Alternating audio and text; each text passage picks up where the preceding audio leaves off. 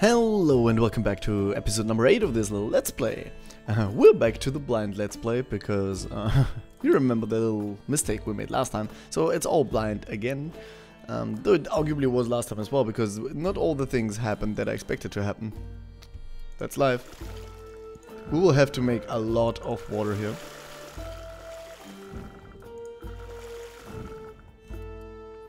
So we need to go fetch more water. 4 liters is not enough. 3 people will probably be dehydrated too. I mean, they don't have to be, but I assume that's what's about to happen. So she's gonna do that. He is going to craft a little bit here. He really needs to do something about his depression and his sickness, though. We don't have anything about the sickness, but we do have something against the depression, the drinking. But I want him to finish this.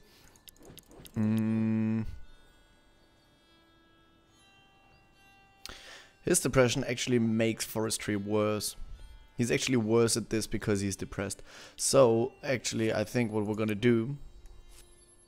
Because sooner or later the father will have to do it anyway. And this upgrade doesn't help us right now, because we will have to buy the upgrades as well.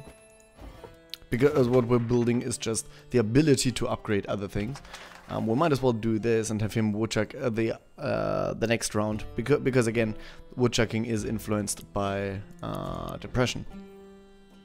Okay, she's gonna get super tired. He's also gonna be super tired. Makes me think that one of the two should rest now. Actually, I do think one of them should rest now, but that's gonna leave us short on food tonight. We could send her out to get some vegetables instead of the water. She's not very good at it, and we do need more water anyway. So I'm gonna send her out for water right now, and then we're gonna see what happens. Let's hope that she finds something that's gonna give us food. Otherwise, we can go one day with a little bit less. That wouldn't kill us either. Okay, she's unfatigued, so she can work all day now, and she should be fine by tomorrow. He lost a lot of his depression. He lost way less. I wish it would have been the other way around, but that's fair enough. She got better at scavenging, and she's gotten us quite a bit of water, which brings us to 6-ish. Yeah, 6 water. It's bringing us to 6 water, but she's still giving -5, so we're only gonna have 5.5 by tonight. Considering that we need 0.5 to explore tomorrow morning, that means if we don't fetch more water, we'll only have 5 water tonight and no water tomorrow to begin with. However, she is super tired, so we do need to have her rest. And we still don't have food, so she definitely needs to go here. He can finish his work. And he can finish his. Actually, we don't necessarily need wood right now. Are you any good at scavenging? You are.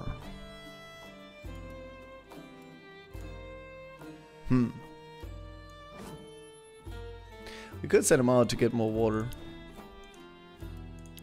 Might be overkill. But we're not too bad on wood right now.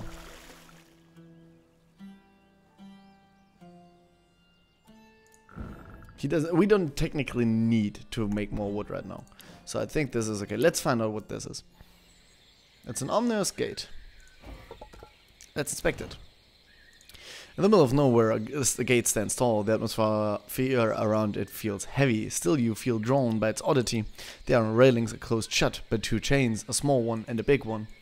The carved U frame is peculiar. You saw no such tree on the island, but it's nothing compared to the stone. It looks like any other stone, albeit this rune carved on it. Still, it gives you an ominous feeling. Let's check the rune. Need wisdom. Let's hope she can do it. You crouch and run your fingers on the rune, thinking. Try to remember its meaning. Come on, you can do it. Damn it. And then something clicks in your mind. It's the rune of death. You fall backwards. You know, runes have several meaning, but right now you can only think of this, and it terrifies you. Yeah, the good thing is it means, oh shit, sorry, but she got scared. Let's try it again. I don't think she can get double scared, and 5 depression isn't too bad. So we're gonna try until we get it right.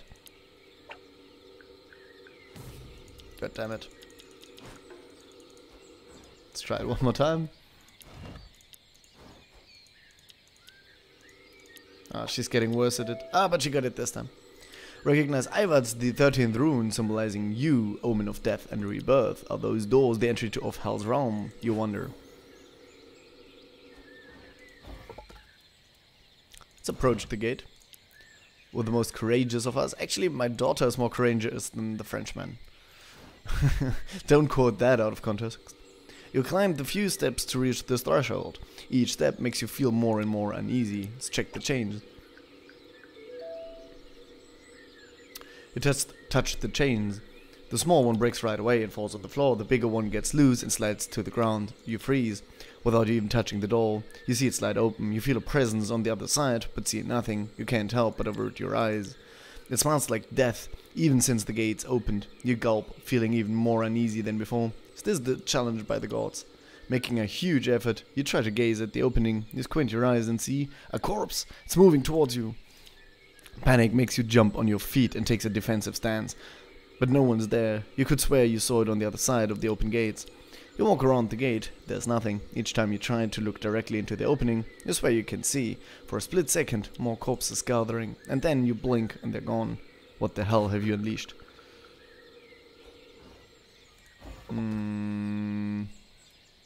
We can try to cross the gate. Gonna take him though. I don't wanna risk her walking into hell itself. You feel you have to cross the gate, but would you really dare step out of the land of the living to enter the land of the dead? And what about the creature you saw? You know that, according to Norse legends, Hermod the Brave did it to retrieve the diseased boulder from Hell's embrace, but he's a god, and you're merely human.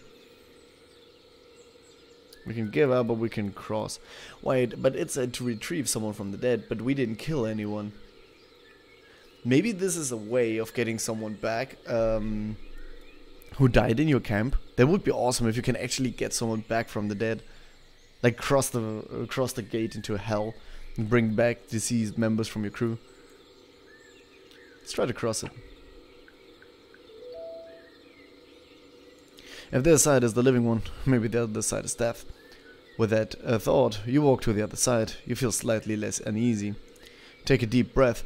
Close your eyes and run through the door. Your body crashes against a wall of heat. Past it, you feel as if you were back in your mother's womb. You could stay there forever. But a force starts pushing you forward. You leave the warmth. You're beginning to feel short of breath. You take a deep breath. It hurts a lot. You feel liquid leaving your lungs as air gushes in. You finally manage to open your eyes. It's a bit blurry. You're on the ground, on the other side of the door, now closed. Then you notice you have a small bed in your hand. How long have you been holding it? A small bead, excuse me, in your hand. How long have you been holding it? We got some sage powder and a bead. I don't know what they do.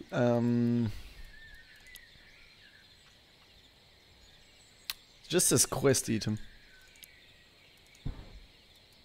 I know what this does. This will help me -5 all states. So basically -10 all states we got because we got 2 of them. That's awesome. I mean, not yay awesome, but it's not bad, and I'm glad we managed all. I was honestly, I was expecting a bit more. I was expecting it to be more interesting. She'll take a nap. He'll do this. He'll do this. Do this. We won't woodchuck. That's okay. We're gonna end the day.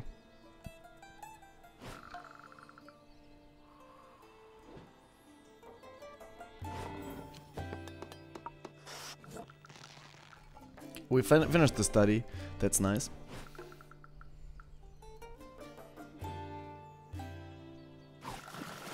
Oh wow, he brought a lot of water. That's very, very fortunate. Let's hope she also brought a lot of fruit. Only 7. We're gonna go hungry tonight. We are going to go hungry.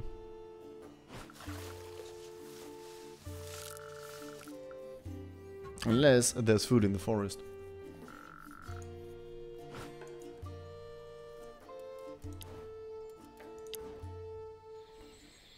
It's the singing dude.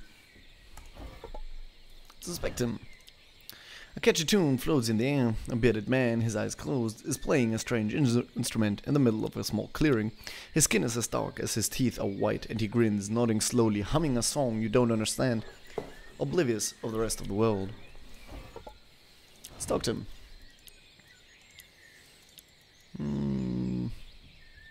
Send our charismatic wife. Greeting, come near. Last time I played this tune, someone tried to kill me. Feel free to do so if you must. But dare I say, my company will be more enjoyable, alive than dead. My name is Kise Kuyate. I am a man of peace, and I'd be happy to share my songs, my tales, and my spirit. But listen to me, the old people in our land say that the fool talks, the wise listens. So that makes me the fool, Or old. Maybe both. Be assured, I mean you no harm. I'm just exploring this godforsaken island. Ha! So we're both lost, aren't we? It reminds me of an old saying in our land that to get lost is to find your way. Perhaps we could wander this mysterious land together. Songs die when there's no one to listen. I'm not alone. We're a handful of survivors who set up a small camp near a shipwreck.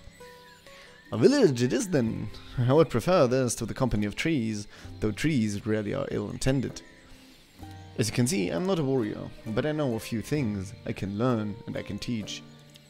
Will you share a roof and your meals with this poor old fool? I'll sing your deeds and tell your tale. Sure, let's get him. Frankly, it's great to meet someone as light-hearted and friendly as you seem to be. Yes, I think you can join us, but you'll have to earn our trust. It reminds me of an old saying in our land that if you want to go quickly, go alone. If you want to go far, go together.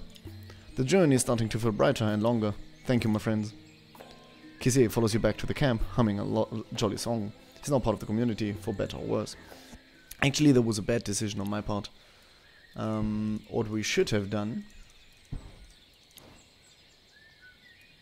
What we should have done is we should have taken him tomorrow, because now he will need food and we can't give it, and he will need water, and I don't want to give that. But if we had taken him in tomorrow morning,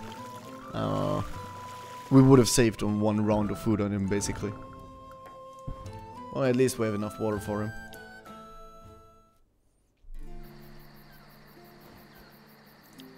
Thank you for welcoming me to your lovely village, my friends.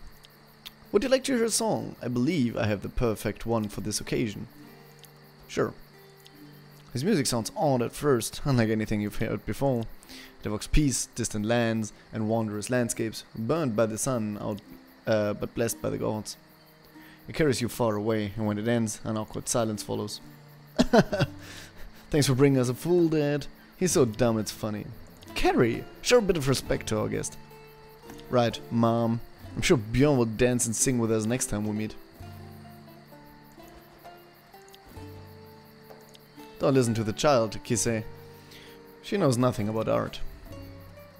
Like they say, it takes a whole village to raise a child. Why is gold in your land? In my dear sunny land, we are called Groits. Yes, I was a tale-teller, musician, poet, and keeper of the family secrets. But that's a story for another time. Now let's share our delicious meals. Yeah, we don't really have food for you, I'm sorry. Bloodwit. It is such a different name than what I'm used to. I wouldn't even know how to sing it. I hope you won't write songs about me all day long. I prefer you go chop some wood. Don't be afraid. My mind wanders in a sea of words all day long. I can work and craft tales at the same time. I'm afraid you are not focused on the here and now. Okay, she doesn't like him. As a Griot, it is my duty to tell the tales of my people. And now you are my people. What else would you tell? I'm curious about your lore. Tell me one of your studies. That will be my pleasure. So this is the story of the dog who hit his mother. There was a terrible famine in the animal kingdom, so they met and decided they would eat their mothers. The dog, who didn't want to sacrifice his mother, decided to hide her in the sky. And every day, once all had killed and eaten their mothers, he sang a song asking his mother to drop a rope. The dog would climb to the sky where his mother would have a feast waiting for him. One day, the tortoise went to the same spot, and disguising his voice like the dog, he sang the song. But the dog was near and sang to warn her mother, who cut the rope. The tortoise crashed to the ground. This caused the tortoise's shell to break into many pieces. He managed to glue the pieces together, and this is why the tortoise has the rough shell we know today. This is the weirdest story ever, and I don't think it actually has a point to it. I have no idea what a tortoise is, nor what the tale was about. But I told it very well. Thank you, Kise. Yeah, I'm sure she got way smarter by listening to that. Yeah. Basically, we lost 1 meat because of my mistake. He didn't dehydrate though, so we really did lose 1 meat because of the mistake. I'm actually gonna give all the water. She's not getting it though. She's gonna get 1.5. I want 1.5 tomorrow. 0.5 tomorrow. This is a lot of water I'm spending. I'm praying for rain tomorrow, if you can't tell. Nice. We didn't get lucky, but it's okay. Could have been worse. I'm gonna try to make everyone at least green in hunger. We're very low on food. We need to find some.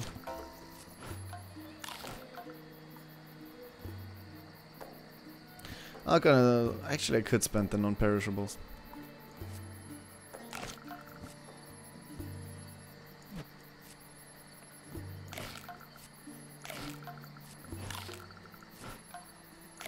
Let's do it like this, maybe. So they don't get, because I can hold on to the non-perishables forever, but basically if they've eaten them, it's the same, except that they don't get the malus to their work for being hungry. And I don't think you get hungry faster the more hunger you have. The less hunger you have. So, oh shoot, she went starving. So I think we'll be fine. Everyone's extremely relaxed. We're actually not, and we got the rain. That is perfect luck. Perfect luck, everybody. I'm gonna cut the episode here. I hope you've enjoyed the ride, and I'm going to see you guys tomorrow. Have a great day. And not tomorrow, I mean for the next episode. Have a great day, everyone. Bye bye.